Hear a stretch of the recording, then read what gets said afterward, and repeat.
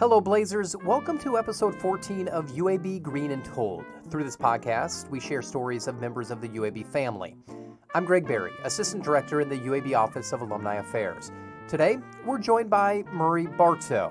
If that name sounds familiar, it probably is. His dad, Gene, was a hardwood genius and the patriarch of UAB Basketball. When my dad came here, obviously first year was a year of planning. An Elite 8 appearance, a Sweet 16 appearance, 5 NCAAs. Murry would wind up following in the footsteps of his fabled coach father. And as he shares, succeeding someone like Gene Bartow isn't easy. But to follow Gene Bartow, great coach and a man that started the whole thing, was going to be hard.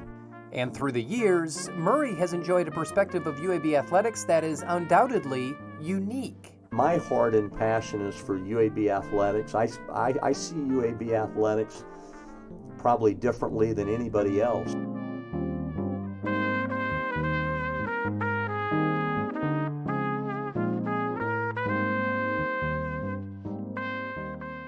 In the mid-1970s, Gene Bartow took over arguably the best basketball program in the country. At UCLA, he led the Bruins to back-to-back number 2 rankings. Then he did the unexpected. He left. He left LA for UAB, a school with no basketball team, a tiny gym, but filled with high hopes. Few would have the fortitude to pack up their family, move across country, and start something from scratch. The decision to leave UCLA came as a surprise to the basketball world and Gene's family. Well, I think we were all a little surprised at the time. I mean, as a kid, I was a 7th and 8th grader out in LA, and of course loving it, being at UCLA and being a ball boy and all the things that I did as a kid out there. But obviously my dad wasn't having quite as much fun as I was having, and he was ready for a move and ready for a change. And we had moved a lot. If you look at my dad's career, we had bounced around a lot, and that's just part of when you're in a family of a coach. You've got to be ready to bounce around and move some. So, but I loved it out in LA, and my dad was just there the 2 years, and he was ready to move. Did you kind of think he was nuts? Because he was coming to nothing. We didn't have basketball at that point. Well, as a kid, I didn't know if he was nuts or not. I just knew he was my dad, and my dad thought it was a great decision to move. And so, you as a kid, 7th, 8th grade kid, you don't question anything or wonder anything. But, obviously to come here, and there was just nothing here other than a great school and a great medical school, but athletically, obviously nothing. He started it and kind of built it from ground up. You've always been involved with basketball because you're a coach's kid. You mentioned a little bit how you moved around a lot. Was that easy ever to get used to? Well, for me it was. It just wasn't a big deal. I mean, I did not mind moving. I made friends easily, and my dad was always a pretty popular guy in whatever city we were in because he was the head basketball coach. So, again, very easy to make new friends. But we did bounce around a good bit. Was born in Warrensburg, Missouri, and was there for a while. Then next thing you know, we bounced around a good bit. Valparaiso, Indiana, and Memphis, and Champaign-Urbana, Illinois for a year. Then out in LA, then here to Birmingham. So we bounced around a little bit. You were a pretty good basketball player yourself. You wound up getting some all-state, all-district recognition when you were in high school. When did you realize that you had a special talent that you could play Division I basketball? Well, I was a decent player. I wasn't a great player. I came here to UAB really to play golf and then basketball also. Okay. I could have gone different places to play basketball at a lower level. I was recruited some by some different people, but I was a better golfer probably than I was a basketball player. I was a decent high school basketball player. Was it an easy decision to come where your dad was coaching? It was at the time because I was going to be really prioritize and play more on the golf side, but also be on the basketball team as well. And I knew I probably wouldn't get a lot of minutes on the basketball team, but I was here 5 years, redshirted a year, so I ended up being at UAB for 5 years, and we had 5 exciting teams while I was here, 5 trips to the NCAA tournament, and some good golf experiences as well, and some good memories there as well. So anyway, we loved UAB, and my wife went here as well, so we love being here at UAB. What kind of player were you? Were you a gutsy, quick player? Or? I don't know about quick. I wasn't quick. I played with a guy named Steve Mitchell, and Steve's one of the best players to ever play here. Steve and I played together, and we were both point guards, and Steve was the starting point guard, and I was his backup, and Steve basically played about the whole game. My dad was a very smart coach and smart enough to play Steve about the entire game, and he didn't play me a whole lot. But so anyway, I was a point guard. I was pretty strong at that time, stocky, and played hard, competed hard, but was not overly gifted really as a basketball player. Did you ever plead with your dad, hey, put me in a little bit more? No, my mom did. Oh, did she? My mom did a lot, but no, I look back and he played me about the right amount of time. I didn't play a lot really as a freshman, sophomore, and junior, and I had redshirted a year or two, so I'd already been here now 4 years. Yeah. My senior year, my 5th year here, I really became a fairly decent player, and that's the year I got some minutes and played back up to Steve, and I think my career high may have been 8 points. We won the Alaska Shootout my senior year, which at that time was one of the best tournaments in college basketball, but we won it, and I had 8 points in one of those games. But anyway, I've got great memories of being a student athlete here at UAB. I mean, you were a part of the foundation of UAB basketball because those years you were here were the first NCAA trips as well as the first conference championship. So that had to have been pretty sweet to be a part of. Well, the start of UAB basketball, it's really mind-boggling. It's hard to really assess it and wrap your hands around it because when my dad came here, obviously first year was a year of planning. Mm-hmm. And then a couple years, and I was here very quickly, but an Elite 8 appearance, a Sweet 16 appearance, 5 NCAAs while I was here. But my dad was, number one, he was a great coach and a super recruiter. And it just all happened very quickly, and I'm talking just specifically about men's basketball, but it happened real quick. He was able to get really good players very quickly, and he was a heck of a coach, had a great staff, and had the resources needed, and it just all snowballed really quickly from like 79 to 87. In that 8-year period or so, it was some of the best years in the history of UAB basketball. What was it like around the kitchen table in the early days of UAB basketball where Coach probably talked a little strategy and said, I got to go talk to this kid? I mean, you mentioned he was laying the foundation. So those had to be interesting conversations. Well, they were, and I was his son, so, we would probably have one certain type of conversation, and he was probably having different conversations with his staff and in the administration here at UAB, but it's really mind-boggling, and I've been a long-time coach, but for him to kind of put all this together as quickly as he did, there were incredible presidents here at the time. I mean, Dr. Hill was the president that hired my dad, and Jerry Young was a vice president at that time. So you had some incredible administrators, number one. And then my dad was an incredible people person. So from recruiting to coaching the team to cultivating the people in the city to be excited about UAB basketball, to donors, to the media. So you watched him at various stops, and then you even played for him. When did you start getting that coaching bug? When did you realize this is something I might want to do? Early in my life, 12, 13 years old. I bounced around with my dad all the time, and wherever he was at, I was at his camps and other people's camps. So it was just something we really didn't even talk a lot about, but I knew at 12 or 13 that's the profession I wanted to try and go into. So in the mid-'80s, you graduate from UAB with a business degree, and you wound up going up to Indiana. Was there ever any discussion of staying here for the grad assistant, or was it purposeful in where you wanted to go as a career? I think that was the right word, purposeful. I wanted to go somewhere else where I could just learn from someone else, and I had the great opportunity to go to Indiana and get my master's at Indiana and work for Coach Knight there, and my dad and he were friends.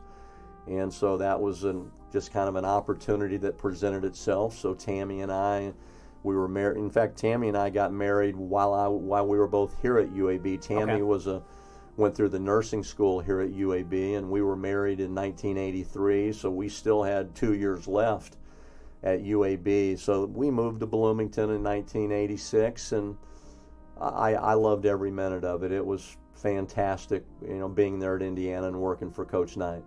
Are there similarities between your dad and Coach Knight? They're very different personality-wise, very different in the way they coach and teach, but both incredible coaches. And both of them gave me the same advice when it was all over.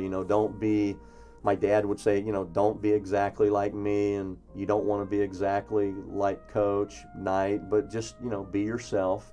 Coach Knight gave me that same advice. But to learn from two great coaches, but they both did it completely differently in terms of their style and the way they coached and their terminology, and just everything was totally different, but two of the best. Two incredible coaches. While you were there, the Hoosiers won a national championship. What was that experience like back in 1987? Well, it was cool. It was neat. The first year there was, I don't know if you've ever read Season on the Brink, but John Feinstein, a great author, wrote a Season on the Brink, and that was year one. And then year two is when Keith Smart hit the big shot in the corner down in New Orleans to win it all for Indiana. And it was great. I became very close to Steve Alford, and that's kind of what led to me last year going out to UCLA to assist Steve. But Steve was a senior that national championship year. But great memories. Coach Knight was an incredible coach, and very tough, very demanding on players, on grad assistants, on us all. Mm-hmm. But boy, I learned a lot from him, and we really, Tammy and I both loved our 2 years there in Bloomington. You leave Bloomington, and there's a stop in between there and coming back here. What went into this decision coming back to Birmingham and coaching with your dad? Well, it was a great opportunity. I was at William & Mary, and I loved my 2 years there at the College of William & Mary. I worked for a great guy named Chuck Swenson, but it was just my dad had an opening on his staff, and it just seemed like great timing to come back to my alma mater where I had played and coach under my dad, and I just thought the timing was right. And so Tammy and I loaded the van and headed back to Birmingham. Did you become a sponge at that time? Well, I tried to be a sponge for my dad as a player. I watched him very carefully, and then certainly my 7 years as an assistant, I just tried to soak it all up. And again, he was a great recruiter, great motivator, but my dad's greatest gift, he was just so unbelievable with every person that he ever came in contact with. So when you're a great people person, that's big time as a coach, because coaching is so much about people and recruiting, and that was my dad's gift. He was so good with people, and so I tried to soak it all up, when I was able to, and listen, watch him carefully, and certainly listen and try to learn as much as I could. Watching, listening, learning. Soon, being a sponge would pay off. But as Murry shares after a short break, filling his father's shoes wouldn't come easy.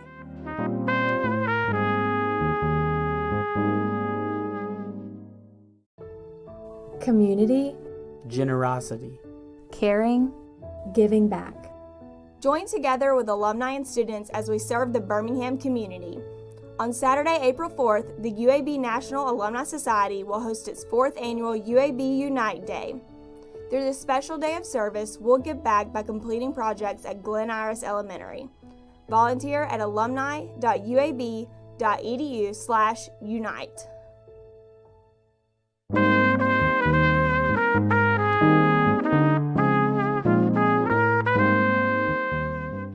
Murry Bartow grew up around the UAB men's basketball program. So far in his story, as we've shared, he's played for and coached with his Hall of Fame basketball father, Gene Bartow. As he spent time alongside his dad, he picked up on what made the legendary coach such a great one. He was so incredible at building a team. He knew, number one, as a college coach, you better have good players. And so he was an incredible recruiter. Mm-hmm. And then you've obviously got to be able to coach them. So you've got to know from an X and O standpoint, you've got to know how to coach them. But more importantly, you've got to know how to communicate with them and make everybody feel special and make everybody feel important. And he was just incredible. If you were the best player on the team, he would coach you hard and be very demanding. But even like guys like me that were 11th, 12th, 13th men on the team and really knew we may not get in. I mean, you might go multiple games in a row and never get in the game, but he always had a way of talking to you. Maybe you'd gone 2 straight weeks and never been in a game. Then maybe at that next practice, he might come over and get the 3 of us and say, hey, you got to stay ready because your time's coming. You know, we're going to need you in an upcoming game. We're going to need you to play and need you to produce. So make sure your mind's clear and you're ready to play. And so he just had an incredible knack how to put it all together and piece it together. Time came for him to step aside and retire. Was it an easy decision to want to be the UAB head coach, considering he's not just a local legend, but he's a basketball NCAA coaching legend? Well, it was an easy decision to make. I mean, I knew kind of what I was stepping into. It was going to be incredibly hard. I don't care if it was Murry Bartow being the next coach or someone else. Yeah. But to follow Gene Bartow, great coach and a man that started the whole thing, was going to be hard. And, we had my 6 years, we had some real successful years, and then we had some years that weren't quite as good. But, we were playing an incredibly hard league at the time. And but anyway, it was an easy decision when I was offered the job. I jumped at it and glad I did. How do you describe those 6 years in Birmingham as a head coach? Well, I loved the 6 years. Now, the last couple of years, we didn't have the success on the floor. Yeah. And we had a new AD come in and a new president come in, and we weren't winning as much. And when that happens in this tough profession of college basketball, sometimes changes are made, and they were. And at that time, and I know everyone knows this, but Conference USA at that time was Cincinnati and Louisville and Memphis and Houston and DePaul. Mm-hmm. And so it was at that time, one of the best college basketball leagues in the country. And we had a lot of success. I mean, if people look back, we had a great deal of success, went to 3 postseason tournaments, and we're fighting a lot of hard competition in that league. But, a change was made, and we all move on. Anything that you look back and reflect upon and say, I wish I kind of did that different? We do that every day. I certainly do that every day, and you always look at, maybe what could I have done differently here or there. But I don't want to get into too much of that, but that was a hard time. Obviously, you don't like to be fired from a job, mm-hmm. but it's part of our profession.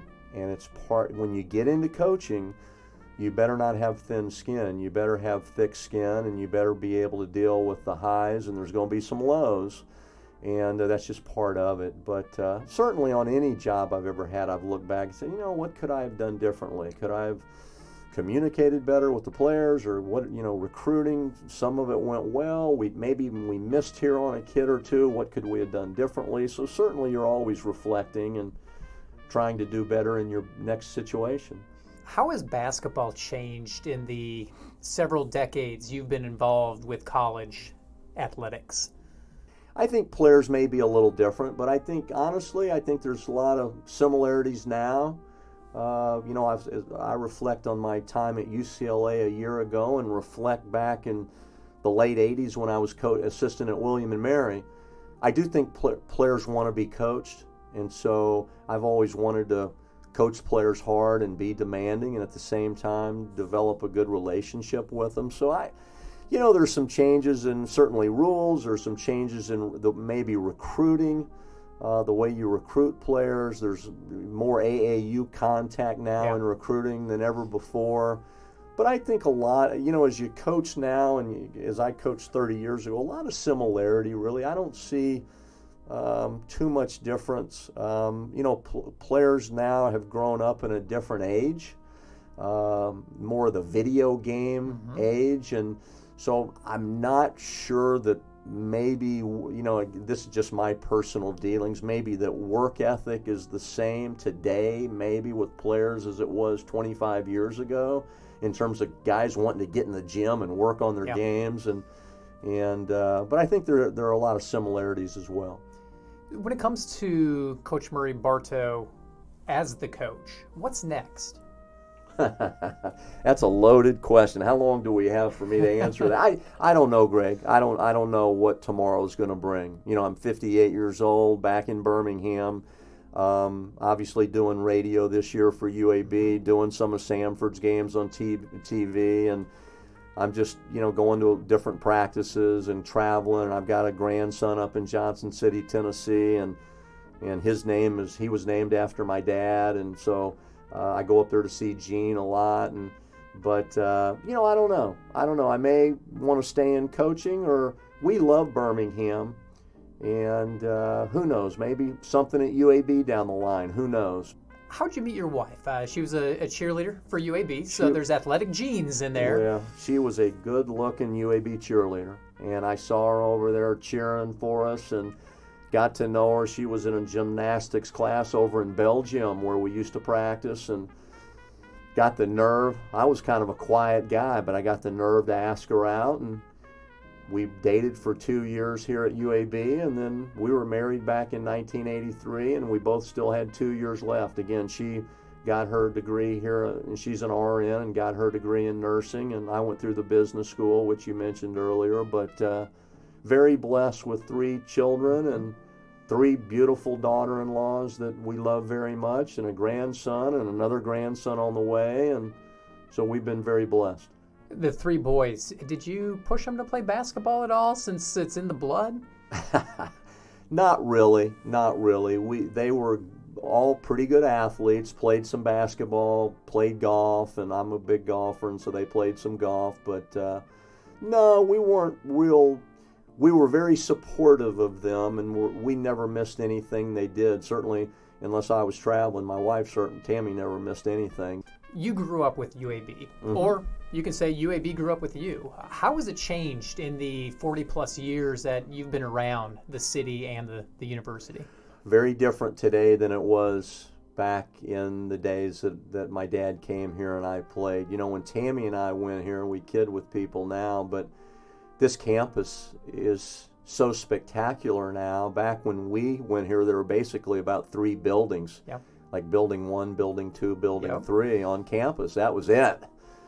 Obviously, early on, you're trying to build an athletic department, and on any university, an athletic department can really build the student body and give the student body pride in a school. And obviously, when my dad came here in '77, really good school, obviously an incredible, nationally known medical school, but no athletics of any kind. And so now to see it and see all the different sports, and obviously the start of football, my dad was behind that, and he was the AD at the time and desperately wanted football, and you had a strong, tough president at the time, and Scotty McCallum, who was incredible, and was able to push UAB football through and to make it happen. And so anyway, my dad just had an incredible vision for wanting UAB to be big time. He wanted, and I'm talking just athletics, but he wanted UAB athletics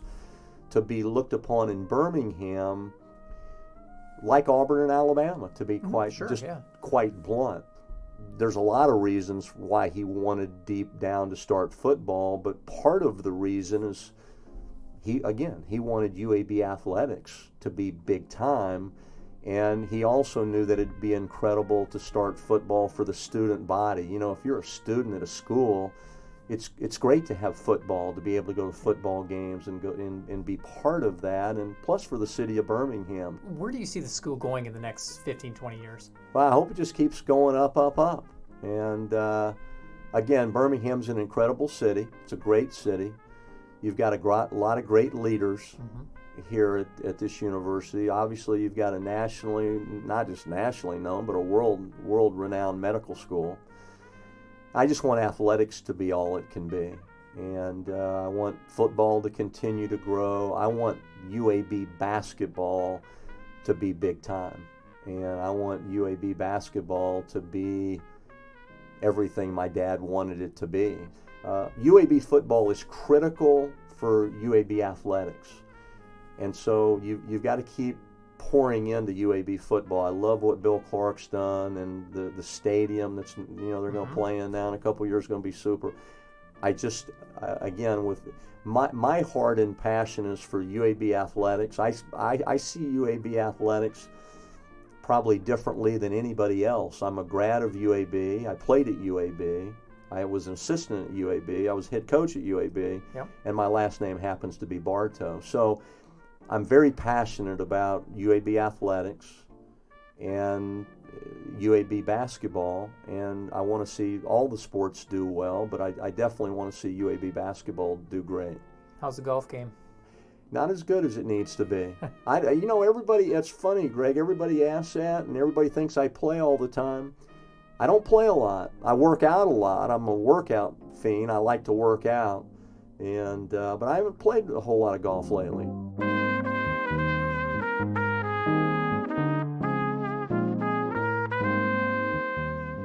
Murry Bartow graduated with a business degree from UAB in 1985 while playing basketball and golf for the Blazers. For 7 seasons, he coached alongside his father before becoming head coach of his alma mater in 1996. As Coach Bartow shared, he has tremendous passion for UAB, which means he knows what it means to be a Blazer. Pride in being at UAB and kind of calling this home, and UAB is so vital for the city of Birmingham. And certainly Tammy's a proud alum, I'm a proud alum, and we hope to be around Birmingham for many years to come. Be sure to listen to past episodes of our podcast. Visit us at alumni.uab.edu/Green and Told, and drop us future guest ideas at greenandtold@uab.edu. Don't forget to look us up on social media. Find us on Facebook, Twitter, and Instagram at UAB Alumni. Thanks for listening, and until next time, go Blazers!